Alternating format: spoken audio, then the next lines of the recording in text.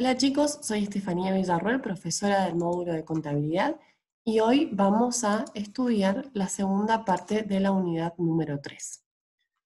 Recordemos cuál es el mapa de la unidad. En este punto nosotros hemos estudiado la situación patrimonial, la definición de activo, de pasivo y de patrimonio neto. También hemos estudiado la ecuación patrimonial, tanto la estática como la dinámica, y las variaciones patrimoniales fruto de la actividad normal del ente. Y ahora resta por estudiar las cuentas, sus componentes, la clasificación, reglas, el plan y manual de cuentas, y por último, la partida doble, cómo se utiliza y cuáles son las principales reglas. Puntualmente vamos a estudiar esos últimos dos bloques en esta clase, que pueden resumirse en estos tres grandes títulos: cuentas contables, plan de cuentas y partida doble. Vamos a la definición de cuentas. Una primera aproximación dice que las cuentas son la agrupación de elementos homogéneos para la representación contable de los hechos y operaciones que se producen en el patrimonio y en los resultados. Nosotros podemos ver acá que cuando hablamos de elementos homogéneos, pensamos en elementos que tienen características comunes. Es decir, nosotros tenemos que agrupar estos elementos con características comunes. Por ejemplo, si nosotros tenemos en la empresa efectivo y un auto que es parte de los vehículos con los que se trabaja en la empresa, no tienen características comunes salvo de ser activos. Pero para hacer una cuenta no podríamos agruparlos para que una cuenta represente a ambos elementos, porque no tienen características comunes. Distinto es si, por ejemplo, tenemos un auto y un camión, que son los vehículos de la empresa. Bueno, esos vehículos tienen características comunes, entonces podríamos agruparlos en una cuenta en particular. Por ejemplo, la cuenta rodados. Una segunda definición la acerca Enrique Fowler Newton, que dice que son el conjunto de anotaciones relacionadas con un mismo objeto. Bueno, si bien parecieran algo distintas, en realidad están diciendo prácticamente lo mismo, porque son las anotaciones relacionadas a un mismo objeto. Este mismo objeto responde a que tienen características comunes, a que son elementos homogéneos. Si nosotros avanzamos hacia los elementos, hacia los componentes que tiene una cuenta, podemos encontrar el título, que es la designación de la cuenta que expresa los elementos que se desean representar en la misma, o lo que es lo mismo, el nombre que va a tener esta cuenta. Luego tenemos la fecha, que es el momento en el cual se produce el registro, son las anotaciones cronológicas. El concepto de descripción, que es donde se va a detallar cada concepto que se esté registrando en esta cuenta.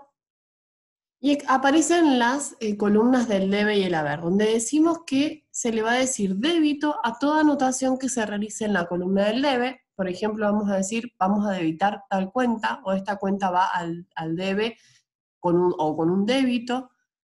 Y en el caso de las anotaciones que vayan al haber, las vamos a denominar crédito, ¿sí? Si avanzamos, encontramos la última columna, que es la del saldo, que el saldo es el resultado final que arroja cada cuenta a un momento dado, ¿sí? Y lo obtenemos partiendo de un saldo anterior, que puede ser que tenga algún saldo en números o puede tener un saldo cero. Le sumamos todas las anotaciones que hemos realizado en el debe y todas las anotaciones, y le restamos todas las anotaciones que hemos realizado en la columna del haber. Volviendo al saldo y quedándonos en esta última definición, donde decimos que el saldo de una cuenta es el saldo anterior más las anotaciones en el debe menos las anotaciones en el haber, encontramos este gráfico que es de bastante utilidad para que ustedes grafiquen o tengan gráficamente cómo se ve esto que hemos definido con anterioridad. Tenemos el título de la cuenta, que es lo que acabamos de ver en el slide anterior. Tenemos la columna del debe y la columna del haber. Todas las anotaciones en el debe se denominan débitos y todas las anotaciones en el haber se denominan créditos.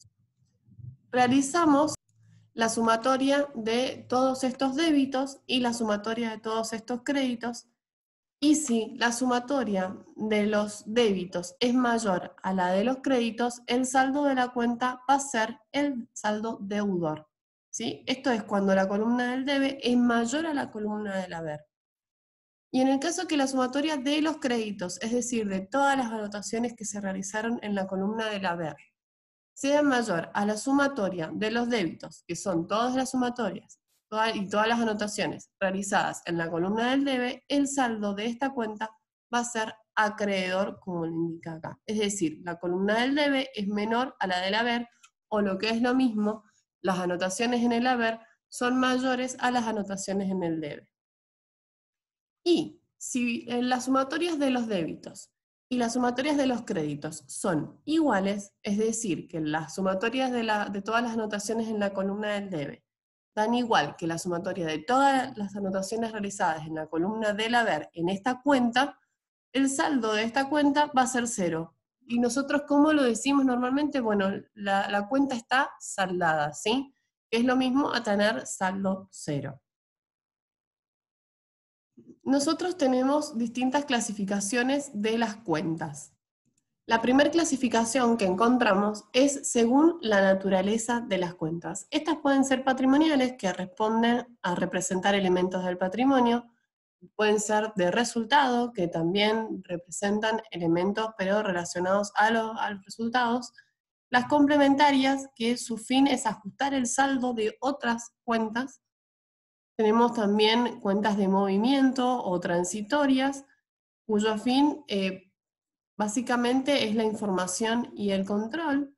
También tenemos cuentas de orden, que son en las que se registran situaciones que pueden generar a futuro responsabilidades para la empresa, y las de enlace, que se utilizan sobre todo cuando hay sistemas de contabilidad centralizada. ¿Qué es lo importante de toda esta clasificación? Nosotros queremos que ustedes sepan que existen distintos tipos de cuentas, porque a lo largo de la carrera, sobre todo en la carrera de contador, las van a ver en mayor detalle. Lo que nosotros vamos a estudiar en este curso de ingreso son principalmente las patrimoniales y las de resultado. El resto, justamente, solo a fines de que ustedes conozcan que existen otros tipos de cuentas. Tenemos otra clasificación que es según su extensión, y acá tenemos simples o analíticas, o colectivas o sintéticas. Las colectivas o sintéticas son un conjunto de elementos, ¿sí? Y las simples o analíticas es cada uno de los elementos que componen a las colectivas o sintéticas.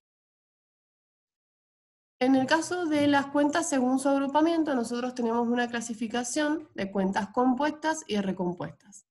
Ambas son agrupación de cuentas, ¿sí?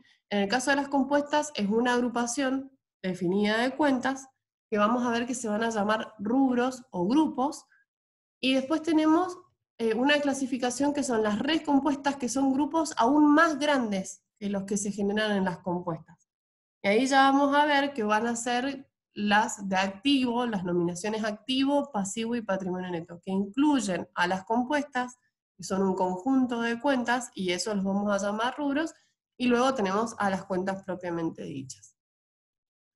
Y una tercera clasificación es según su contenido. Objetivas, cuando representan bienes tangibles; personales, cuando representan personas, ya sean físicas o jurídicas; e intangibles, cuando representan elementos que no se pueden ver y no se pueden tocar.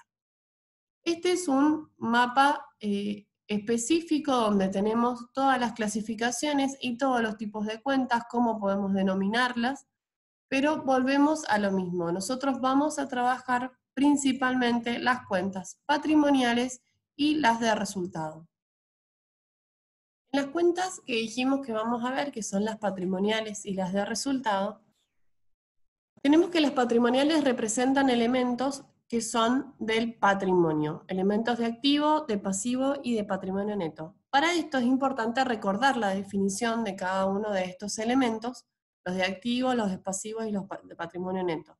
Acá lo que tendríamos es la representación, tendríamos cuentas que tienen que ver con, por ejemplo, elementos del activo que pueden ser efectivo, cheques corrientes, también cheques de pago diferido, podríamos tener deudas con los proveedores, documentos que tengamos a cobrar por algún pagaré, también documentos que tengamos a pagar, también por algún pagaré, y las de patrimonio neto, como son, por ejemplo, el capital, que es con lo que inicia su actividad una empresa. Estos elementos van a tener cuentas que los representen, porque son elementos que responden a la definición o de activo, o de pasivo, o de patrimonio neto. En tanto que las cuentas de resultados justamente representan lo que son ganancias, pérdidas, ingresos y gastos, ¿sí? Estos serían los resultados positivos y negativos que vamos a poder visualizar también en el plan de cuentas que tenemos en el legajo. Pasando al plan de cuentas, nosotros podemos encontrar algunas definiciones. La primera es que es un ordenamiento de todas las cuentas que se utilizan en el procesamiento contable de la empresa de una manera particular. ¿Qué significa que sea un ordenamiento de todas las cuentas? Bueno, vamos a ver más adelante cuáles son las características, pero el plan de cuentas tiene que ser algo ordenado, algo que sea claro, que sea fácil de leer, que sea fácil de entender, y este ordenamiento de cuentas se usan para el procesamiento contable de la empresa. Ese es su fin principal, ¿sí? También podemos decir que es una herramienta administrativa porque agrupa sistemáticamente conceptos representativos de variaciones y modificaciones que se operan en el patrimonio de una empresa. Además, es el medio auxiliar del sistema de información contable del ente. ¿Por qué? Porque es parte del proceso de registración y también en cómo se muestra el patrimonio, ¿sí? Hay ciertas formas de mostrar el patrimonio y el plan de cuentas tiene mucho que ver en este ordenamiento y en ser esta herramienta que permite el agrupamiento de estos elementos representativos en la forma en la que se va a mostrar este patrimonio, cómo está compuesto y la magnitud que tiene este mismo patrimonio. Ahora bien, encontramos requisitos que debe cumplir este plan de cuentas cuando es generado, cuando es armado y cuando es diseñado, ¿sí?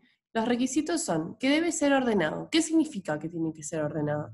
Que tiene que tener un criterio, que tiene que ser racional, tiene que estar bien planificado, pensado conforme la realidad de la empresa. Tiene que ser completo. ¿Esto qué significa? Que tiene que contener todas las cuentas que sean necesarias para representar todas las actividades que realiza el ente. Necesitamos, por supuesto, para hacer este plan de cuentas, saber cuáles son todas las actividades que realiza la empresa. Es decir, que tenemos que conocer cuál es la realidad de la organización para poder armar un plan de cuentas que contenga todas estas cuentas que puede llegar a utilizar en algún momento por su actividad la organización. Debe ser claro. ¿Y qué significa que tiene que ser claro? Que tiene que tener terminología que sea comprendida para todas las personas.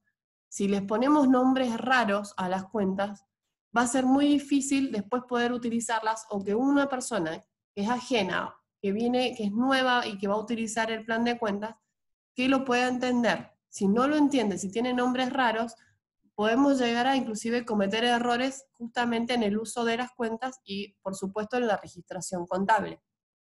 Y también tiene que ser flexible.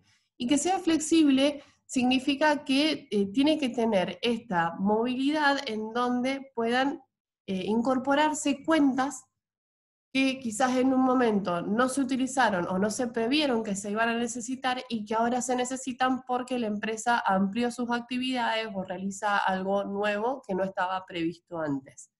También, ¿qué significa que sea flexible?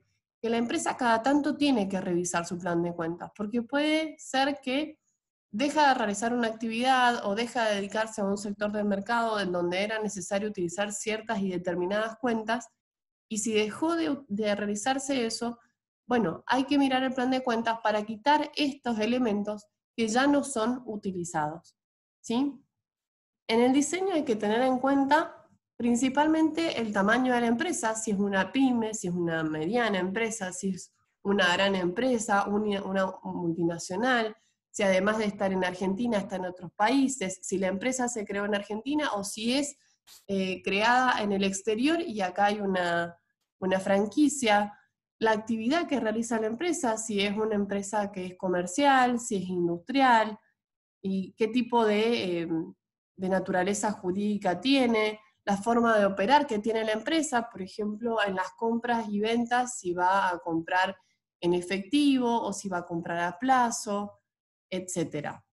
Luego, responde a 2 objetivos. Estos objetivos son internos y externos. Internos, obviamente, son propios de la empresa, en donde vemos que vamos a cumplir el objetivo de organizar y diseñar el sistema contable. Pero también vieron que recién vimos en el slide anterior, en esta parte, que agrupaba sistemáticamente los conceptos representativos de variaciones y modificaciones. Bueno, esta agrupación sistemática ayuda a que en el momento de realizar una registración contable sea fácil de encontrar la cuenta dentro del plan de cuentas. También facilita la confección de estados contables, que recuerdan que es la salida de todo este proceso contable en la que elaboramos información. Y en cuanto al objetivo externo, es que sirva a terceros que puedan llegar a necesitar consultarlos. Pasamos al manual de cuentas, que es otra categoría. El manual de cuentas, como dice acá, son normas que están escritas. ¿Y para qué? Para que la empresa tenga detallado en qué se usa cada cuenta, qué movimientos puede tener esa cuenta, qué saldos va a tener. Leamos lo que nos dice el slide. Son normas escritas que la empresa agrega a su plan de cuentas, indicando el contenido de cada cuenta, es decir, la descripción detallada de las mismas y su forma de utilización, indicando los movimientos que se pueden producir en cada cuenta con toda la explicación necesaria para lograr la mayor claridad posible. ¿Y por qué se hace el manual de cuentas? Y pensemos que el personal que maneja los sistemas y que realiza las registraciones y que controla toda la parte contable puede llegar a cambiar. Y si incorporamos a una persona nueva sin cambiar a las personas que estaban antes, si incorporamos a alguien nuevo, bueno, esa persona va a recurrir probablemente al manual de cuentas para ver en qué situaciones se usa cada cuenta, qué movimientos debe tener y qué saldo finalmente tiene que tener. Más allá de que en la lógica sabemos el saldo que puede llegar a tener una cuenta de activo, una cuenta de pasivo, de patrimonio neto, de resultado positivo y de resultado negativo. Más allá de eso, a veces es importante poder ver en detalle cuando hay cuentas que quizás no son tan conocidas, que se entiende lo que representan, pero no son tan conocidas, bueno, poder verlas en detalle para qué las podemos utilizar. Habiendo visto lo que es las cuentas, el plan de cuentas y el manual de cuentas, podemos decir que las cuentas definen a un elemento contable. El plan de cuentas es el índice del manual de cuentas y el manual de cuentas es el diccionario del plan de cuentas, que es el que explica cada una de las cuentas. Entonces, vamos a ver cómo se ve un plan de cuentas. Esto ustedes lo van a tener también en su legajo de trabajos prácticos y ahí van a tener todo el plan de cuentas más detallado. Seleccionamos solo cuentas patrimoniales y de resultado, porque dijimos que íbamos a hacer solamente hincapié en esas 2 clasificaciones.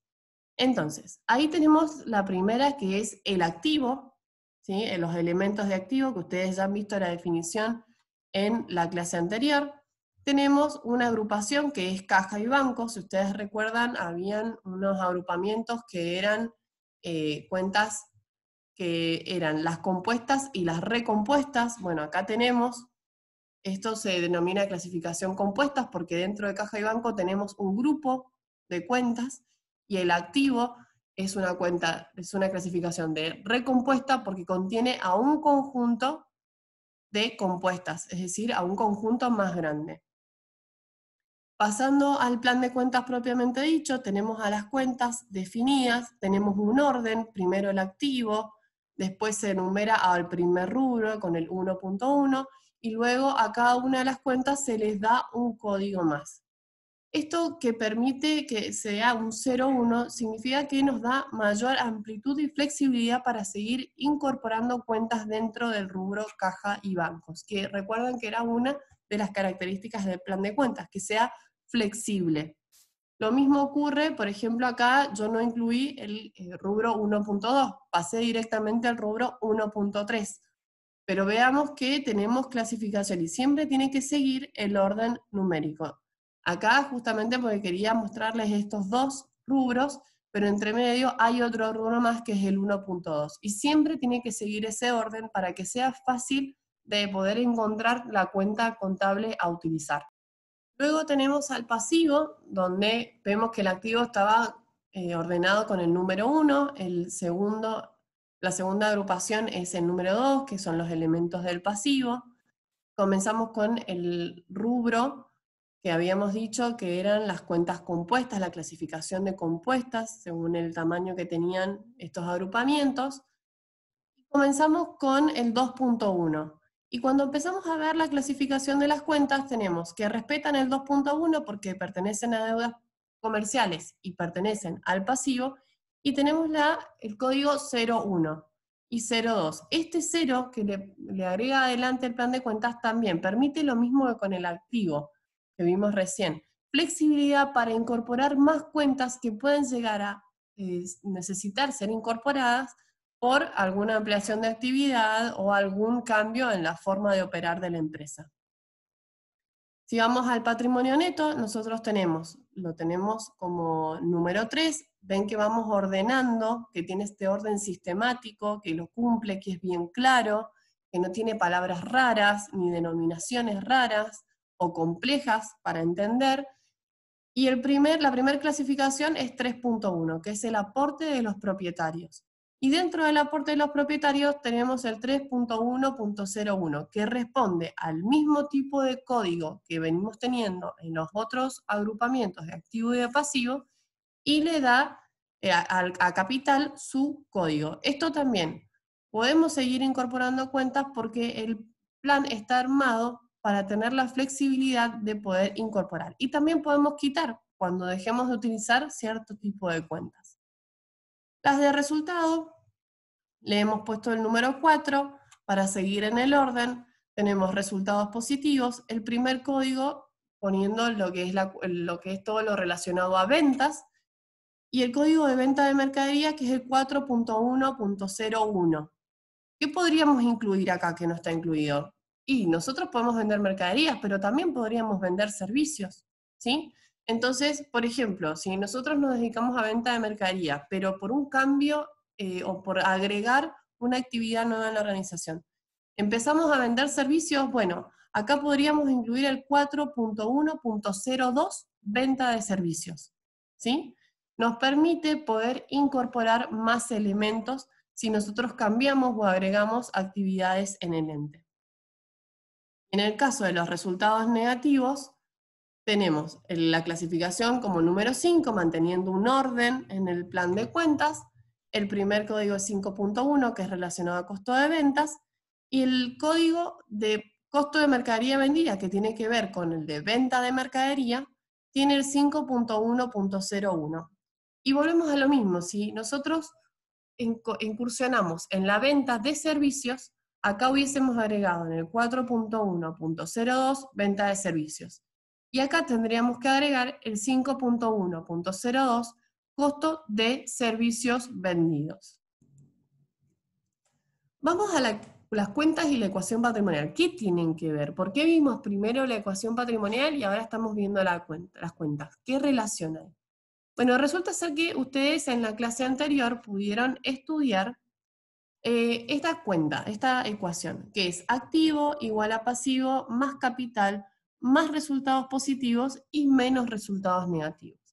Si ustedes recuerdan, lo que hacíamos era agrupar todos los elementos positivos de un lado igual a todos los elementos positivos de otro lado. Entonces, estos resultados negativos que estaban a la derecha de la ecuación, los vamos a pasar a la izquierda. Entonces, nos quedan los agrupamientos hacia la izquierda de la ecuación, que es activo más resultados negativos, tiene que ser igual al pasivo más el capital más los resultados positivos. Todos los elementos en la ecuación han quedado positivos.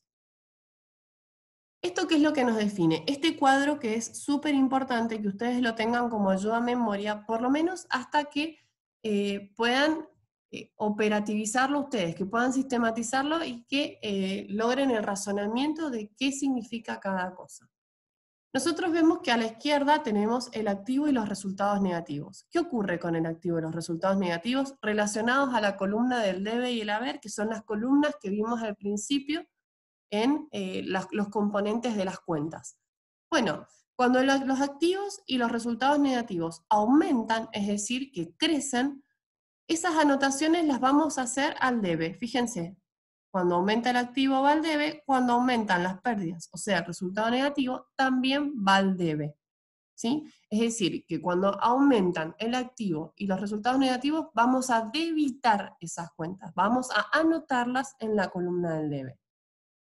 ¿Qué pasa cuando el activo y los resultados negativos disminuyen? Por ejemplo, en el activo que paguemos alguna boleta de la luz, ¿sí? Vamos a pagar con efectivo, va a disminuir el efectivo. Bueno, esto es va a ser una cuenta de activo que se va a llamar caja, y cuando disminuye, las cuentas de activo lo hacen por el haber. Es decir, que cuando tenemos una disminución en el activo, la cuenta la vamos a acreditar.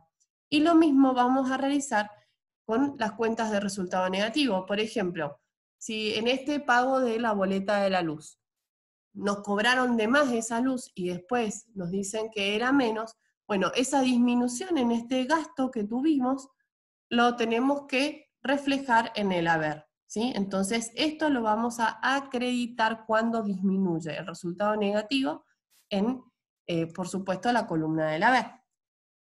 Y en el caso de los elementos que están a la derecha de la ecuación patrimonial dinámica, nosotros tenemos el pasivo, el capital y los resultados positivos. Cuando estos elementos, pasivo, capital y resultados positivos, aumentan, lo van a hacer por la columna del haber. Fíjense, acá tenemos los aumentos de pasivo, los aumentos en el patrimonio neto y los aumentos en las ganancias, es decir, los resultados positivos. ¿Cómo podemos ver eso? Por ejemplo, si nosotros estamos comprando mercadería y no la vamos a pagar en el momento, sino que la vamos a pagar en un plazo determinado de tiempo, que probablemente hayamos acordado con la persona a quien estamos comprando, que se llama proveedor, eso va a ser un aumento en el pasivo, porque yo voy a tener un aumento en mis obligaciones a pagar una deuda, ¿sí? Entonces, ese aumento lo vamos a reflejar en el haber, es decir, que esa cuenta la vamos a acreditar. En el detalle vamos a poner el nombre de la cuenta y el número, el valor de esa deuda, se va a acreditar en la columna del haber. Lo mismo va a ocurrir con el patrimonio neto. Por ejemplo, si hay un aumento de capital por un aporte, ¿sí? Si hay un aumento, también se va a ver reflejado en la columna del haber porque vamos a acreditar el monto. Y en el caso de las ganancias, ocurre exactamente lo mismo. Vieron que recién, cuando miramos un poco el plan de cuentas, cómo se veía, vimos que las ventas eran un resultado positivo. Bueno, cuando vendamos, vamos a tener un resultado positivo que va a aumentar, ¿sí? Entonces, ese aumento se va a reflejar por la columna del haber, es decir, que vamos a acreditar el monto de esa venta. ¿Qué pasa si disminuye el pasivo, el capital y los resultados negativos? Bueno, esa disminución la tenemos que reflejar en el debe. Como vemos acá, disminuye el pasivo, disminuye el patrimonio neto y disminuye los resultados positivos. Es decir, que cuando disminuye el pasivo, el capital o los resultados positivos, tenemos que debitar esos montos. Tienen que ir anotados a la columna del debe. ¿Cuándo puede ocurrir, por ejemplo, que disminuya el pasivo? Y vieron recién que pusimos el ejemplo de una compra de mercadería a plazo, es decir, que se nos generaba una obligación a pagar, aumentaba el pasivo. Si nosotros pagamos esta obligación que teníamos y la dejamos saldada, como vimos recién, que ya no debíamos más nada de este proveedor, bueno, este proveedor tiene que disminuir por el pago que estamos realizando. Tiene que reflejarse que ya no tenemos esta obligación con el proveedor de pagar por la mercadería que hemos comprado. ¿Por qué? Porque ya la estamos pagando. Entonces, esta disminución de proveedores va a ir en la columna del debe. Lo mismo va a ocurrir con el patrimonio neto, si hay una disminución en alguna de las cuentas de patrimonio neto, y lo mismo ocurre con las ganancias. Por ejemplo, si hicimos una venta y estuvo mal cobrada, o tenemos alguna devolución porque la mercadería que vendimos no estaba en buen estado, bueno, las ventas tenemos que reducirlas porque estamos teniendo una disminución. Y la disminución va a ocurrir a través de la columna del debe, es decir, que vamos a debitar ese monto. Pasando a las reglas de partida doble, vamos a estudiar las reglas de la partida doble, pero primero tenemos que conocer qué es el método. Nosotros decimos que es un método de registración basado en la ecuación patrimonial, por eso comenzó esta unidad con la definición, por supuesto, de activo, pasivo y patrimonio neto, para poder avanzar hacia el armado de esta ecuación patrimonial, que primero fue estática y ahora nosotros trabajamos en la partida doble con la ecuación patrimonial dinámica. Esta ecuación, este método, perdón, y sobre esta ecuación se utiliza para el procesamiento contable de las operaciones. Consiste en anotar cada operación por lo menos en dos cuentas, ¿sí? Es decir, hacer como mínimo dos anotaciones, una en la columna del debe y otra en la columna del haber. Por ejemplo, ahora vamos a ver algunas de las reglas. Total de los importes debitados tiene que ser igual al total de los importes acreditados. Vieron que recién vimos el ejemplo de la compra de mercaderías, ¿sí? Entonces, si nosotros estábamos comprando estas mercaderías, a la empresa estaba ingresando mercaderías, pero como la estábamos pagando en un plazo, se iba a generar una obligación, un pasivo.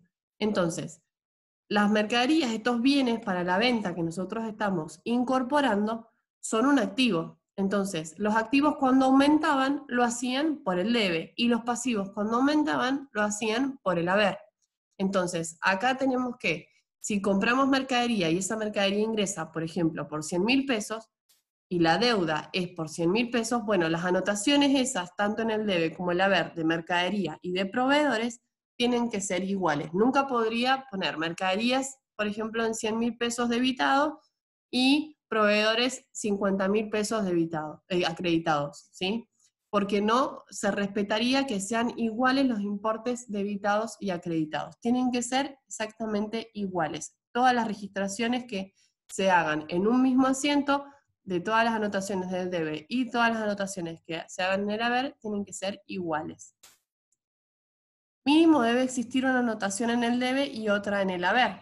Como vimos recién, o por ejemplo, si nosotros pagásemos en efectivo esta mercadería, ingresaría la mercadería, que es aumentar nuestro activo, porque tenemos bienes propios, aumentaría la mercadería, entonces tendríamos una anotación en el debe porque aumenta el activo y el activo cuando aumenta lo hace por el debe.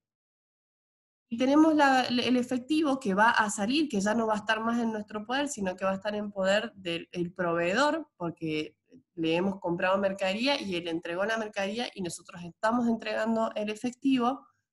El efectivo está representado con la cuenta caja, y la cuenta caja es una cuenta de activo. Y cuando las cuentas de activo disminuyen, lo tienen que hacer por el haber. Entonces, una registración nos quedaría como mercaderías a caja. Mercaderías debitada por el monto que ingresa la mercadería y caja acreditada, porque disminuye, por el monto que tenemos que entregar al proveedor a cambio de estas mercaderías. Los importes registrados en las cuentas deben balancear. Lo mismo que decía la primera regla, la suma del debe tiene que ser igual a la del haber. La misma cuenta debe ser utilizada para debitar y para acreditar un mismo concepto. Por ejemplo, el efectivo, ¿sí?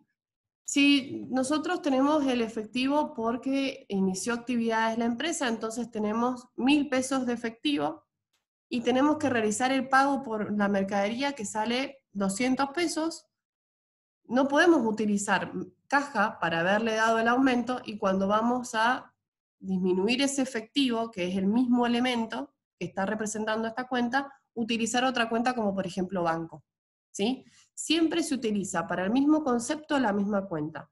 Si utilizo efectivo, la cuenta siempre es caja. Y si me ingresa efectivo, la cuenta que voy a utilizar para debitar, porque va a aumentar, va a ser caja. Si sale el dinero porque tenemos que pagar, por ejemplo, una boleta o mercaderías, la cuenta a acreditar tiene que ser caja. No podemos, para un mismo concepto, utilizar cuentas que sean distintas, ¿sí?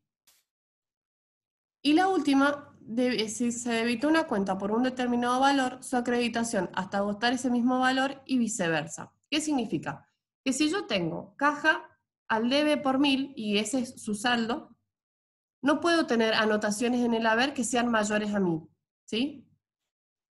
Eso responde a esta última regla. Y si, por ejemplo, en proveedores, ¿sí? Que es una cuenta de pasivo, yo tengo que al proveedor le debemos 1.000 pesos. Bueno, todas las anotaciones que sean relacionadas a la cuenta proveedor en el debe no pueden superar los 1.000 pesos, ¿sí? Es decir, que nunca podría tener, por ejemplo, en la cuenta proveedor 1.000 pesos y todas las sumatorias del debe 1.200. A lo máximo que podemos tener en anotaciones en el debe es hasta 1.000, porque es el monto que tiene acreditado la cuenta proveedores, que es una cuenta de pasivo. En el caso de la cuenta caja, si nosotros tenemos 1.000 pesos debitados en caja, porque es una cuenta de activo, y aumenta por el debe, todas las sumatorias en el haber nunca podrían dar más de 1.000, es decir, que no podríamos tener en el debe de caja 1.000 y en el haber de caja 1.200. Solo podemos tener los 1.000 que tenemos en el debe de caja, suponiendo que es la única anotación que tiene en el debe, y todas las otras anotaciones pueden llegar solo hasta 1.000, ¿sí? Es muy importante mantener ese gráfico que vimos recién al principio, que decía título, debe, haber, todas las anotaciones en el debe y todas las anotaciones en el haber, para poder tener en claro esta última regla. Y súper importante conocerlas y tenerlas en cuenta al momento de registrar. Tener claras las reglas de registración, estas reglas de la partida doble, nos va a ayudar a, sobre todo cuando tengamos algún examen y demás, y también cuando estemos estudiando y practicando, a poder controlar si estamos haciendo bien las registraciones. Recuerden que cada registración que nosotros hacemos tiene que representar o reflejar la realidad de lo que ocurrió en la empresa, ¿sí? De la actividad que hizo la empresa.